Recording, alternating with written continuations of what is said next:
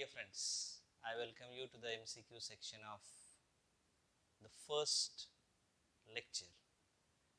Topic चल रहा है 11th स्टैंडर्ड का साउंड और उसके पहले लेक्चर के साथ जुड़े हुए तमाम मल्टीपल चॉइस क्वेश्चंस और उसके जवाबों की बात करेंगे. तो चलिए शुरू करते हैं पहले सवाल के साथ. Question number 1, 10 questions and let us solve all of them.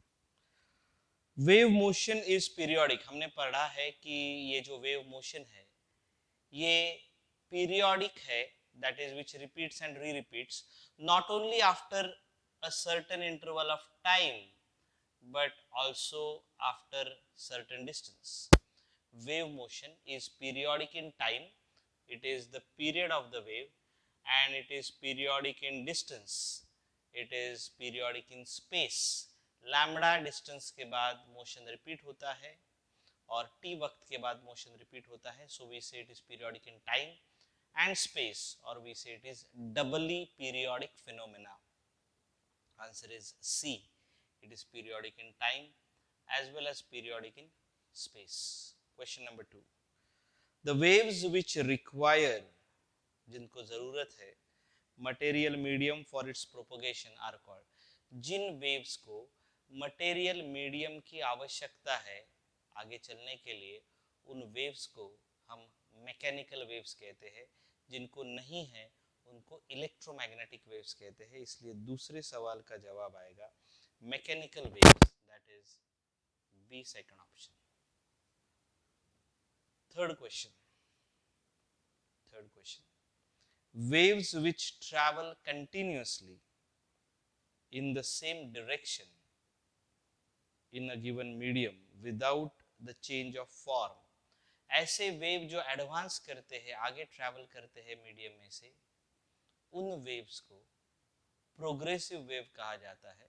जबकि जो लोकलाइज्ड है, आगे नहीं ट्रैवल करते हैं, उनको स्टेशनरी वेव कहा जाता है. तो यहाँ आगे बढ़ रही है वेव, आंसर होगा progressive wave. The answer of the third question is B, second option. The answer of the third question is B, second option. चौथा सवाल. Which of the following is a mechanical wave? जिसको medium की आवश्यकता है. Which of the following is a mechanical wave? Number 1, radio wave. Radio wave एक electromagnetic spectrum का, electromagnetic wave का हिस्सा है. It is not mechanical.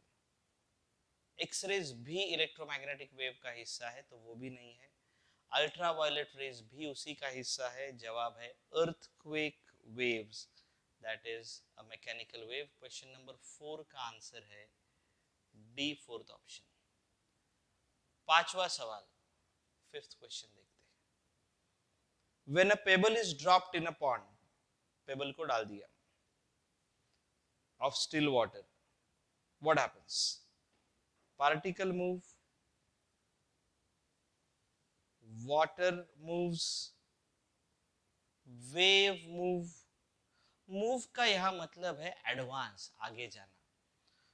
सिर्फ मूव का अगर वर्ड टू वर्ड मीनिंग लिया तो पार्टिकल मूव कर रहा है, पानी भी मूव कर रहा है, वेव भी मूव कर रही है. लेकिन यहाँ मूव का मतलब आगे बढ़ना. Let us understand, it means advancing through the medium. वो ये एमसीक्यू से हमको समझाना चाहते हैं कि पार्टिकल सिर्फ अपने जगह पे वाइब्रेट करेगा, वेव आगे मूव करेगी. Advance is the word which we should have. When a pebble is dropped into a pond of still water, particle moves, water moves. The answer will be wave moves. Wave propagates ahead. The answer of the fifth question is C, third option. Question number 6. Mechanical waves are called dash. Mechanical waves को medium की आवश्यकता होती है और वो medium elastic medium है, होना जरूरी है ताकि वेव जाने के बाद वापस पहले जैसा हो जाए मीडियम. इसलिए उसको इलास्टिक वेव्स भी कहा जाता है. इसलिए सिक्स्थ क्वेश्चन का answer mechanical waves are called. The answer is A, elastic waves. सातवां सवाल और उसका जवाब गौर से देखिएगा. Seventh question. Which of the following is not characteristic of a wave. Wave के कैरेक्टरिस्टिक हमने पढ़े, एम्पलीट्यूड, वेवलेंथ, फ्रीक्वेंसी. तो क्या नहीं है? एम्पलीट्यूड है, पीरियड है, वेलोसिटी भी है।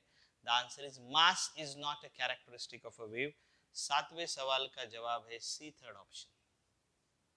सातवें सवाल का जवाब है सी, थर्ड ऑप्शन। आठवां सवाल, the distance the distance between two successive particles which differ in phase by 2 pi radians is called dash।